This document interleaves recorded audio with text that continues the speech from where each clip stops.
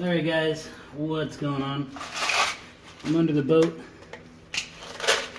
dark shadows here, putting in all of my little wiring clamps, hold this wiring up against the deck. A tedious little step, because you have to go into the boat. So the boat's kind of nearing an end now, so you know that's good. There's really not too much annoying stuff left to do. Just the top and some seats. We got some more seats in the mail, and some more will be here next Tuesday. A little loose, but who cares? So that's promising.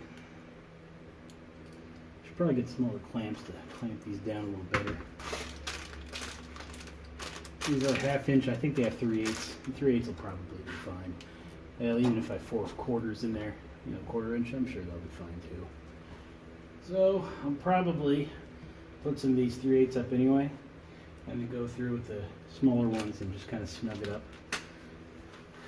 Maybe I can save a couple of dollars.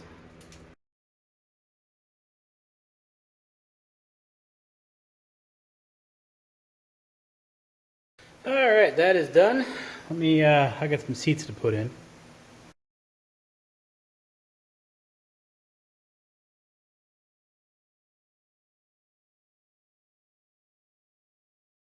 Now, onto our missing top. So these are the original, let's call them uprights. Got 4, one for each corner. I really don't like them. I don't like this 70s lattice look, and I'm not planning on growing any vines up the side of my boat, so I don't need these here, so I want to get them out of there. Now with any luck, I can pop this screw out of there and slide the lattice out. It looks like it's pinched in there, so I don't think I'm going to get that lucky, but, fingers crossed. Yeah, that'll work. Now, what is this stuff?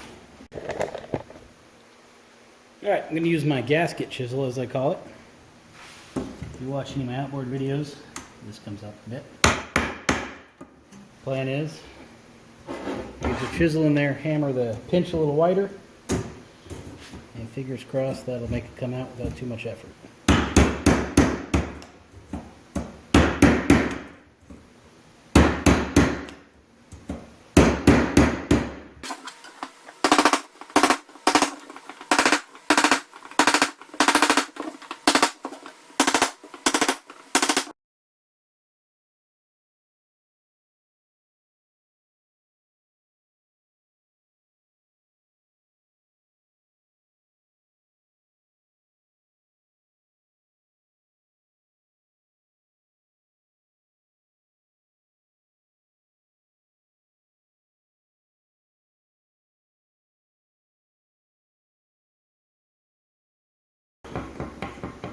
That stuff added no structure at all, so I don't think I really need to do anything past that.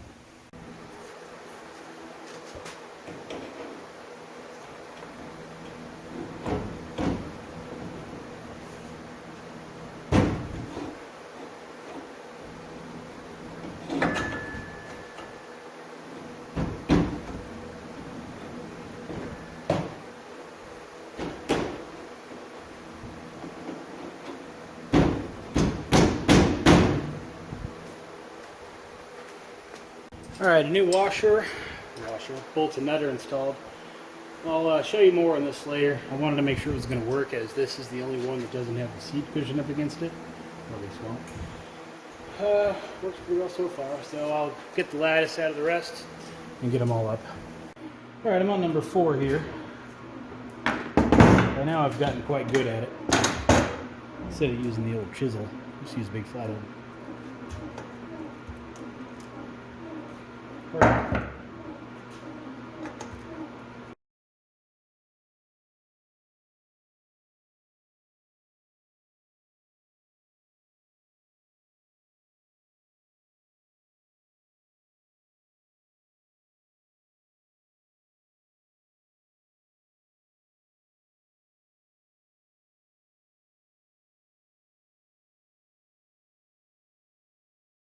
Alright, so it's all pried up now.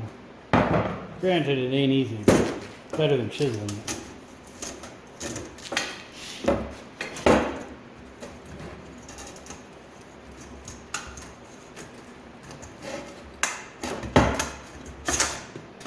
And my old gardening decorations are out.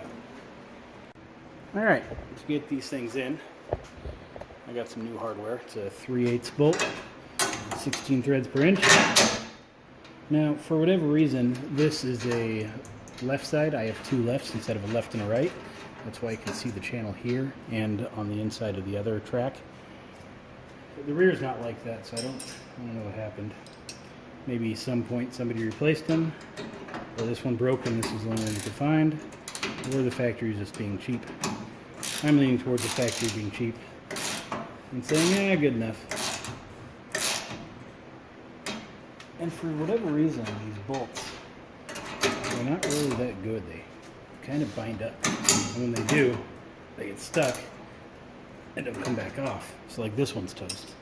And I don't know if it's the nuts or the bolts or what happens, but every now and then you buy a new set of hardware and it does this. I don't know why. I've seen it before when I bought some new quarter 20s. It's not like I'm buying the cheapest hardware I can find, you know, just from McMaster.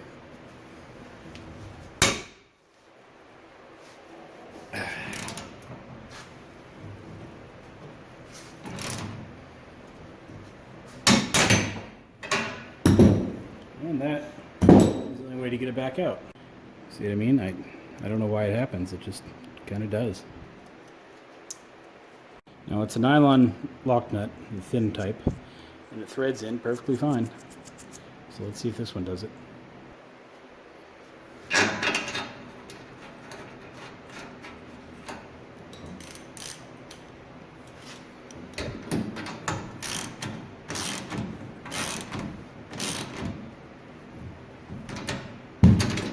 We're bound up. Let's see if it's, yeah, it's done so. But it's in there good enough, so I'll leave it. Now originally to lock them in, it came with some little 1/4-inch bolts. Instead, I'm going to use some of these little spring locking things. Probably get a little piece of cable or something. Latch that in so it doesn't fall off. But that is basically what my top's uprights are going to look like. So now for the top. And naturally, never painted the bottom of the top, so that's what I'm doing now. Doing it at night. Luckily the temperature drops to a little less than 100, so perfect timing.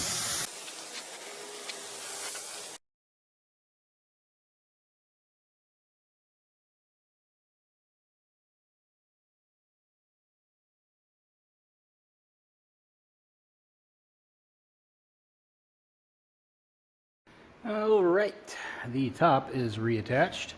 I just noticed I have a little dent there I got to go pound out. There's actually a whole bunch of them. But no biggie, top's back on. And this is one of the first things I removed, so it's kind of nice seeing, you know, it go back together. Especially since this is one of the last pieces, except for interior and small wiring and the console and the safety gear. So it's getting there. So now I gotta cover it. So I'm gonna grab the tarp and zip tie it on. Yeah, I'm kidding. So this is a roll of purple fabric. I don't know what kind of fabric it is. But, well, all right, let me back up.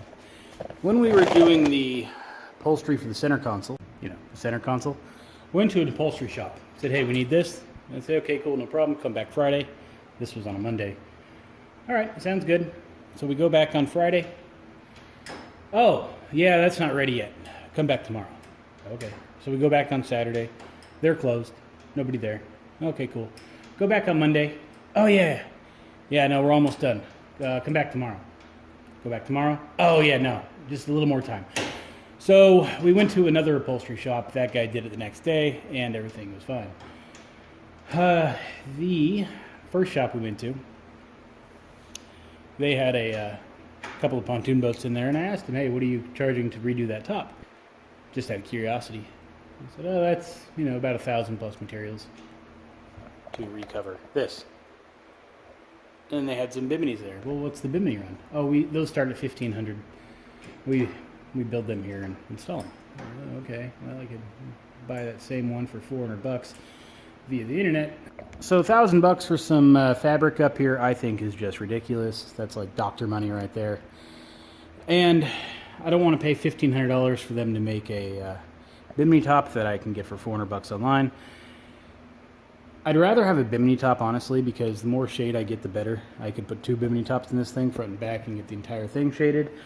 But for now, I think this would work fine. It is kind of aged. You can tell where all of the it's a little wobbly, it's a little bent up. It does have its issues, but it's still a good usable top. It's still cheaper than buying a bimini. Well, kind of cheaper if I use my roll of fabric and do it myself. Now, this is purple. Nothing in this boat is purple, but in the world of purples, I think this is one great looking purple. Like that is a good looking purple if you ask me. And from the camera angle, it kind of looks like it matches this life jacket, so let's roll with the purple.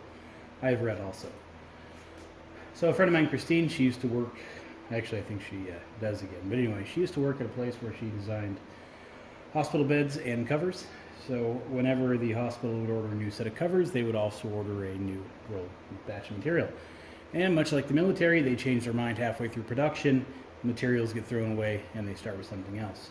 Because of that, they have a field of fabric. Most of the time it gets rained on within a couple of days, sprinklers hit it, birds hit it, whatever. So it's kind of destroyed after it sits out there. But whenever she would see a nice roll of fabric, she would grab it for her own projects. Years later, she's now got a garage full of fabric, has nothing to do with it. Hey Brandon, do you want some fabric? Yes, I do. Years later, here it still sits because I've never sewed anything before, so I had no use for it. But now I do. Right there. So I have purple, I have red, I have black. The purple and the red are more of a canvas material. The other ones are kind of like a plastic where they would use, I think they sonic welded them together. Now, every time I say sonic weld, she would then correct me what type of welding they actually used. But let's roll with sonic welded materials. So they're made to be sonicked, they're not made to be sewn. Experimenting shows me they'll sew just fine. At least this type will. So I'm gonna give it a try. We'll see how it goes. Okay. I have cleaned off my father's table saw bench, which I actually dirtied, so that kind of makes sense. But anyway, I cleaned it off enough to get my material down. So the plan is to get a nice straight edge started. Now, in theory, you would have a 5 or 6 foot straight edge, since I only have a 4 foot. Kind of rig something up here to get a straight edge. Got a nice new razor blade.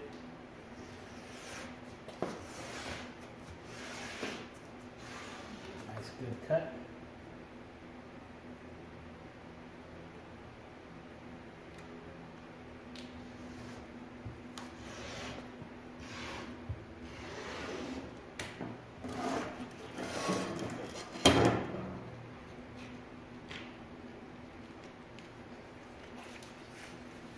All right, should have one good straight edge there. Maybe straight enough. All right, the plan. I have the material there. Drape it up the side over the canopy. So, don't think this is going to work very well, but we'll give it a try.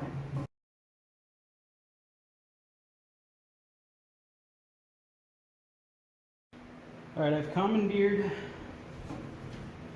some spring clamps and a piece of wood, which I wish I found earlier because it's exactly the same width as the material and exactly 1 inch wide.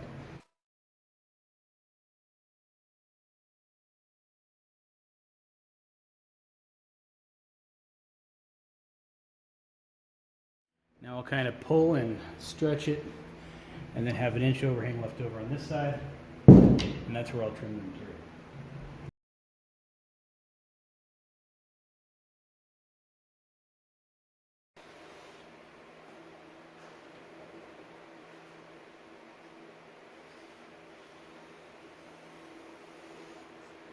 Actually stretching it down, marking it, and letting it go.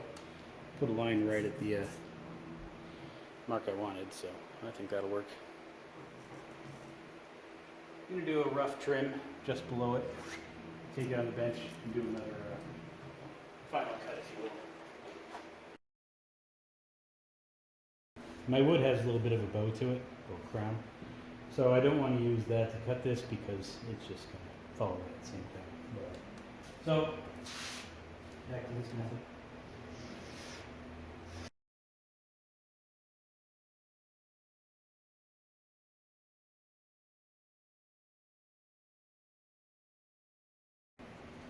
Now we have two reasonably straight lines and the correct material length for what I think we need.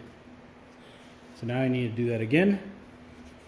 Material is about 5 feet wide, top is a little shy of 10, 2 pieces of material, should be okay. So I have the two materials on top of each other here. Now if Spaceballs has taught me anything, it is that there's two sides to every Swartz. And there is no different here in the material. We have this side and this side.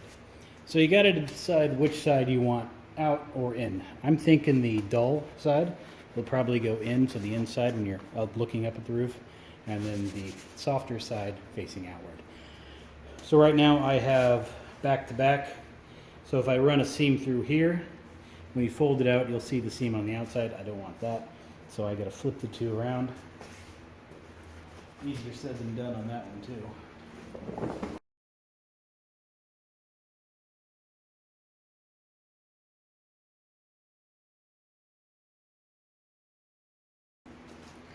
Alright, I now have the two shiny sides touching each other and two dull sides up. At least I think. Alright, I have my industrial sewing machine set up. I have some upholstery thread in the machine. I have a titanium ballpoint needle, which according to stuffedanimalsprojects.com is what you want for this canvas. I have my guide set up, so the needle should go in right at an inch. So in theory, take it nice and slow, follow my guide, and it should be okay. Now dealing with this much material is going to be extremely difficult, which is why upholstery shops have such massive tables to work with and sewing machines with such long reaches. Doing with what I got, it's got to be better than tarp, so let's give it a shot. Now, I don't want the camera tripod in my way, so your view is going to be about there. Also, a little tech tip. It's easier to get control of the foot pedal if you take your shoe off. At least this is the case for me and my fat foot, but a little more control with just the soft inside the shoe. Alright, this is already going to be a challenge, I know.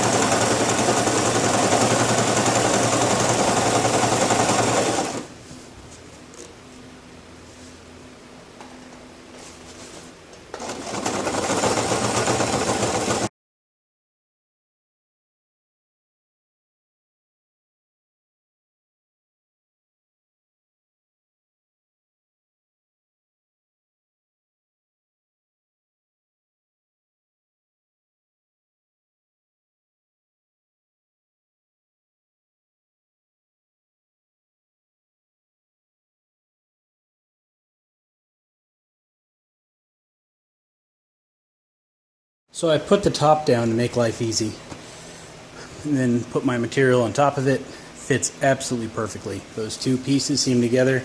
I have 3-4 inches on each side to deal with. Alright, well, 3 inches on each side at the most. More like 2 on one, two and some change on the other.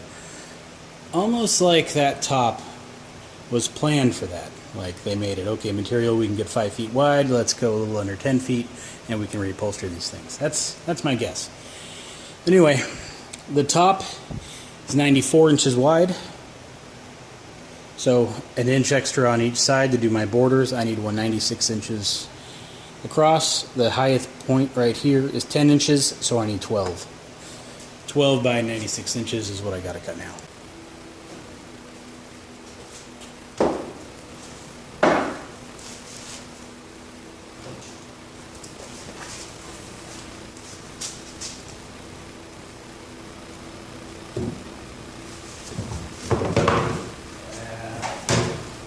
Plan B. Let's do our 12-inch cut first.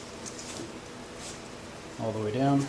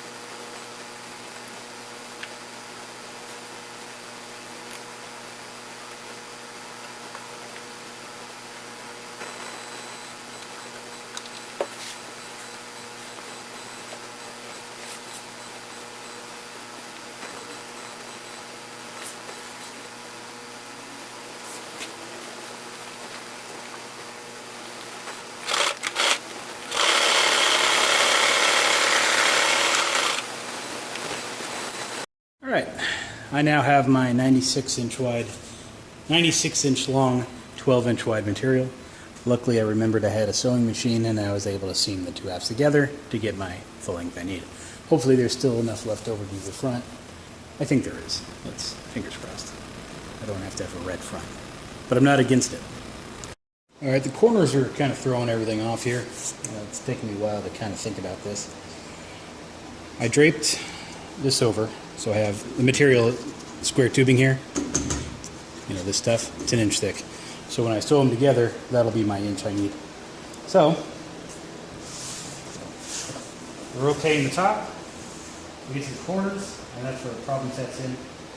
So, the plan is to use my little ruler, which is just shy of an inch, close enough wide, and use that to kind of measure where to cut the corners. I don't know if you can see what I'm doing or not. These are the corners. I'll kind of lay it down, stretch it in, and see what I got to trim off. So like right there, you can see that little triangle. It's got to go.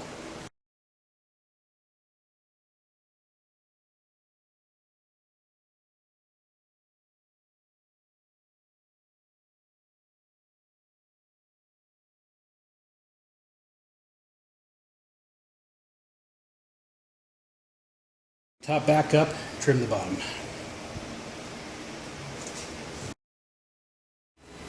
Alright, the bottom is trimmed down to the inch where I need it to go.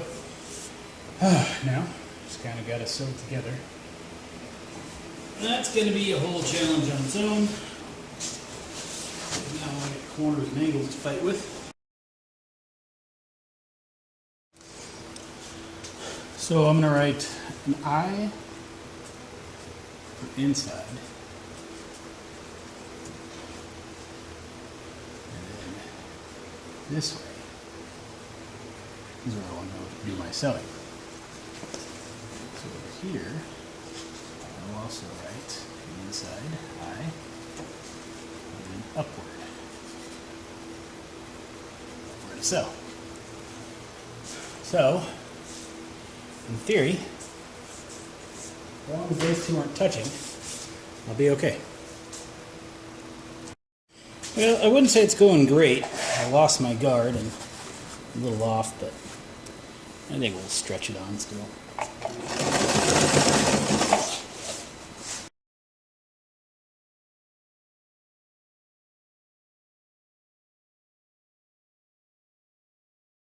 Let's kind of do a fold over on the seam.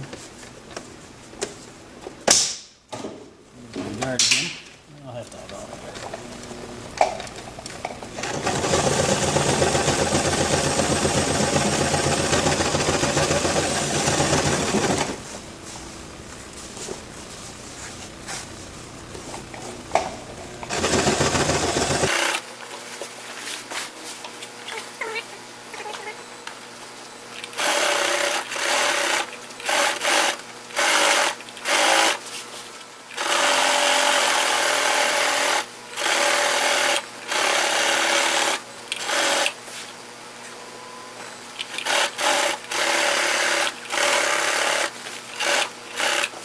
here's where it's going to get fun, because this all kind of has to go like that now. That's going to be a nightmare.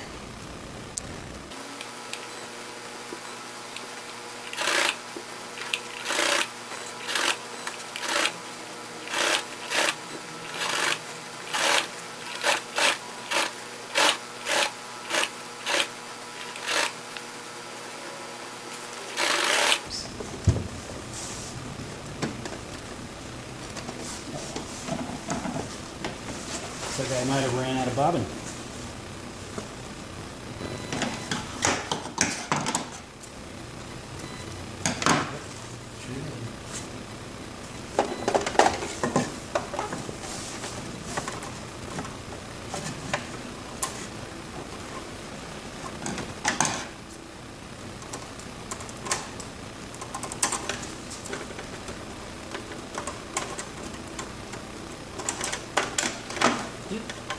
That's empty. Alright. Well, that sucks. Rewind the bobbin, start again.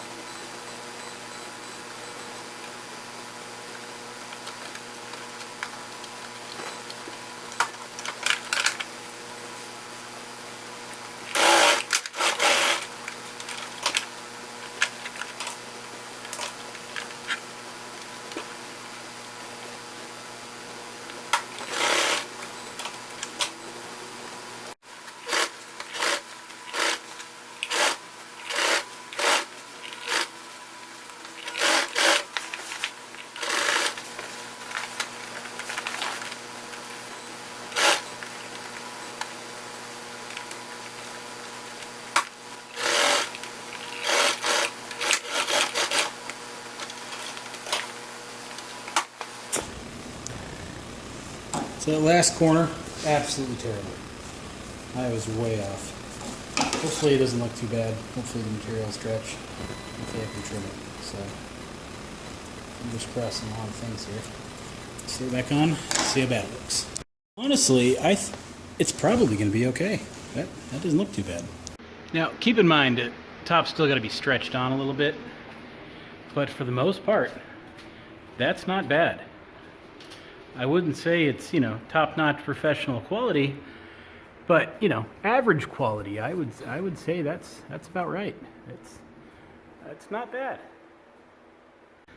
All right, I got the front section on, clamped down to where I need it to go.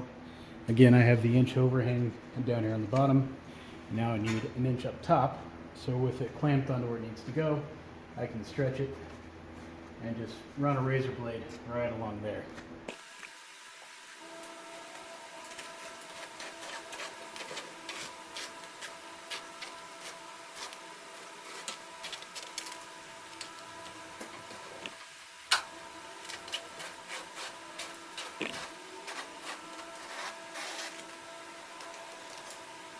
Now I need to trim out both of these corners. That I drop the top back down again, a little inside of here, and kind of eyeball an inch.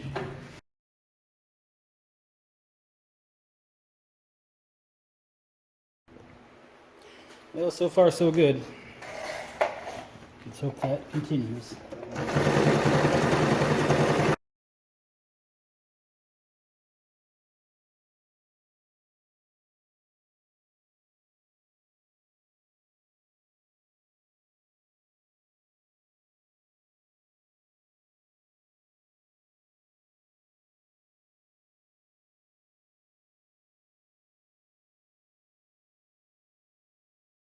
And I forgot to record on the last corner, so that's kind of funny, but it's done. The front corner, anyway. Okay, I really got to start hitting record. This is ridiculous. So the plan, get it? So the plan, The plan is to now, on the 1-inch perimeter left over, fold it around and do another seam all the way around for the entire thing, all 36 feet of it. And the plan here is to show you uninterrupted the entire footage of that. So stay tuned because you're going to love that. I'm kidding, that's not happening. But can't use this machine because the, well, you could, but it doesn't do pretty stitches, so we got to switch it out to a serger. Now I have a serger, but I barely know how to thread the thing into this. I sure don't know how to do 4 of them on the serger, so I'm not using the serger. I'm sticking with my brother here. And actually, the serger is a brother too. But anyway, this is going to be a nightmare. And I'm probably going to put the sewing machine on a shelf for 6 months because this is going to be kind of, I really think this is going to be the hardest part of this, doing my perimeter. Now, as it's the perimeter, I really got to keep an eye on my 1-inch little guide there. So right about there, all the way down, is the plan. Let's start back a little bit. My thread behind me. Alright, so I will start right there, and I will hopefully end right there. Should have enough yarn in there, yarn, thread, whatever it's called, and the bobbin, I don't think so, but probably, hope so, fingers crossed. Worst case, I gotta stop and rewind it, start over again. There's this thing called a back stitch, which is this. I might have a couple of those if the bobbin runs out, but fingers crossed that doesn't happen. But it probably will. And as I go, I need to fold around the material to make sure I don't, sew a fold into itself. I don't know. We'll see how this goes.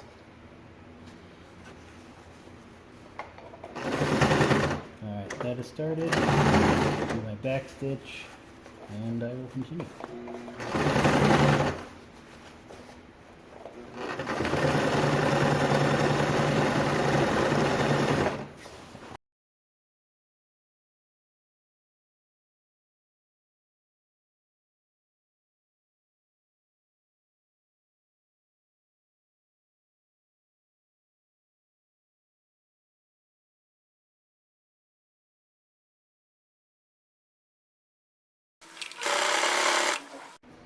I don't mean to toot my own horn.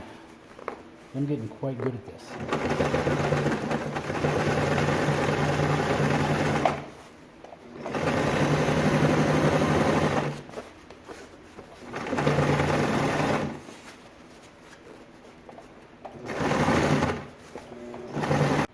For the record, the bobbin ran out of thread about halfway through, I'd guess. I caught it about 6 inches ago, so no harm there.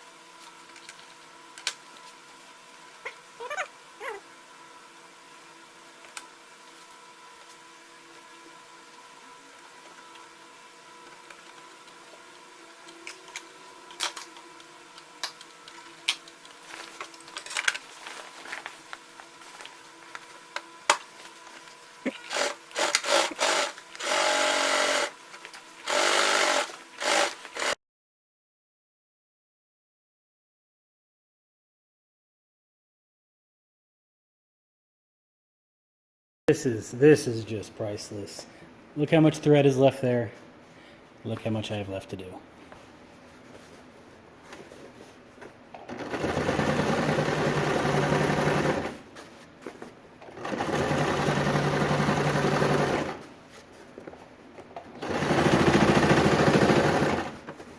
Oh.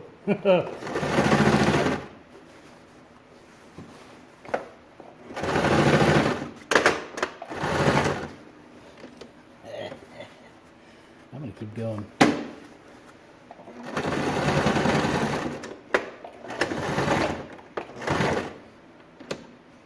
Well,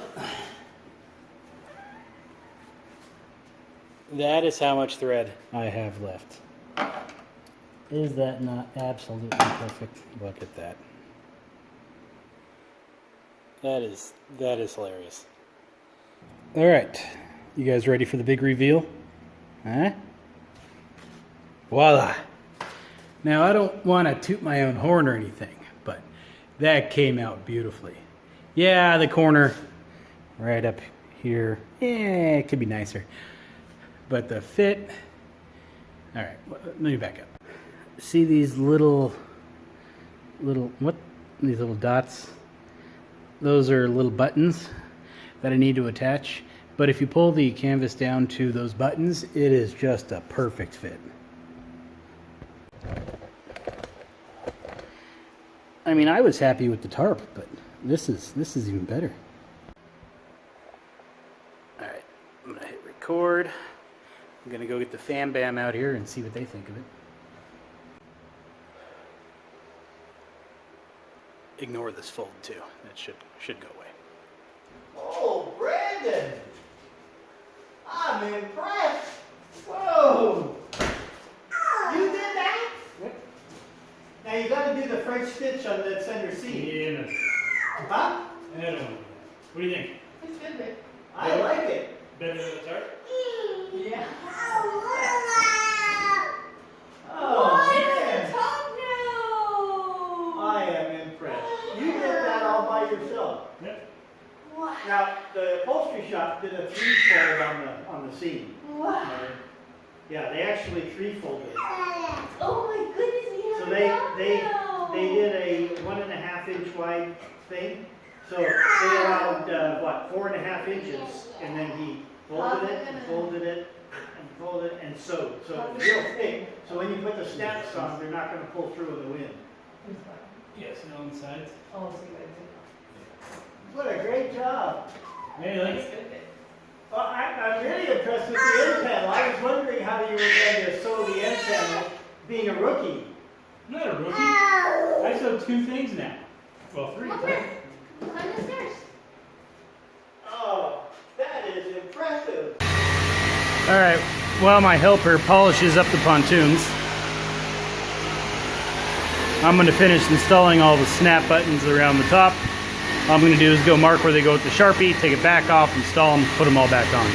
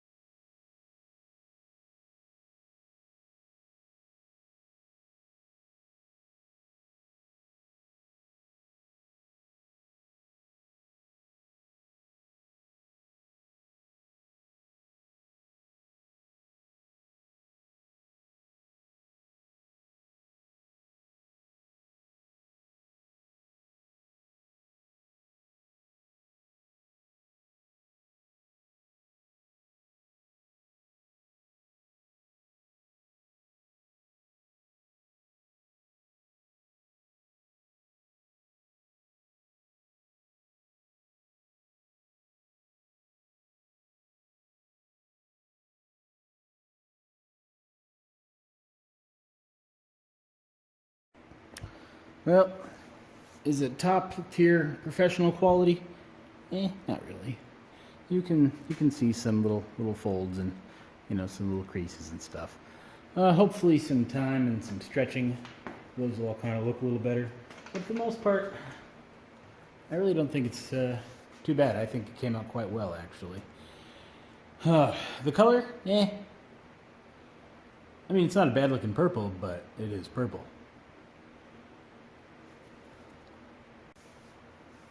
Now, while looking for those little snap buttons that go around, I saw the price of fabric. So it's, I suppose, the price that the upholstery shop charges.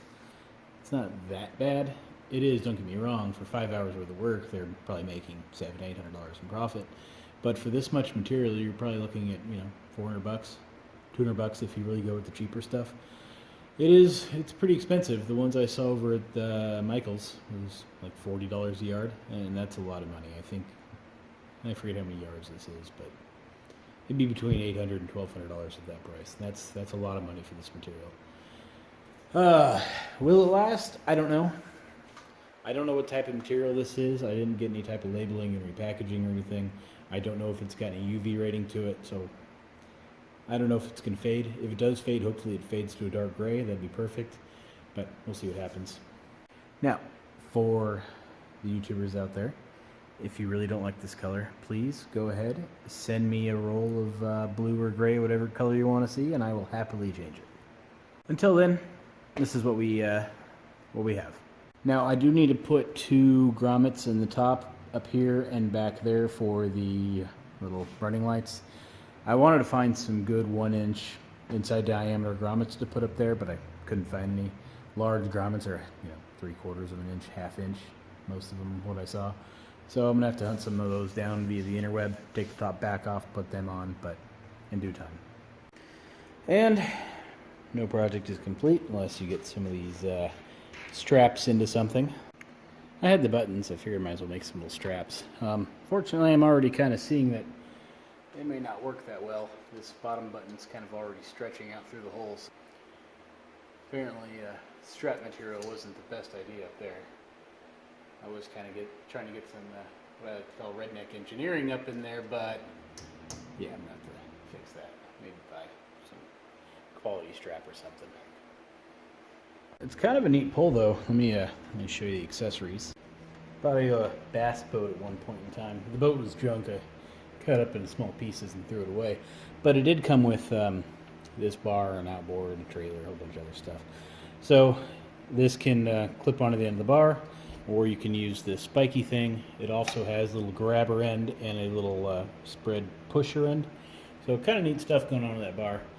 Luckily, there's plenty of storage here in the boat for all the accessories, so when I find them, I'll start putting them in. Total time is about 3.5, 4 hours. Quite a few breaks inside of there, but for the most part, it didn't take very long to do. Handling that much material, though, that was not easy. But, obviously I managed. Let me know what you think. Questions, comments below.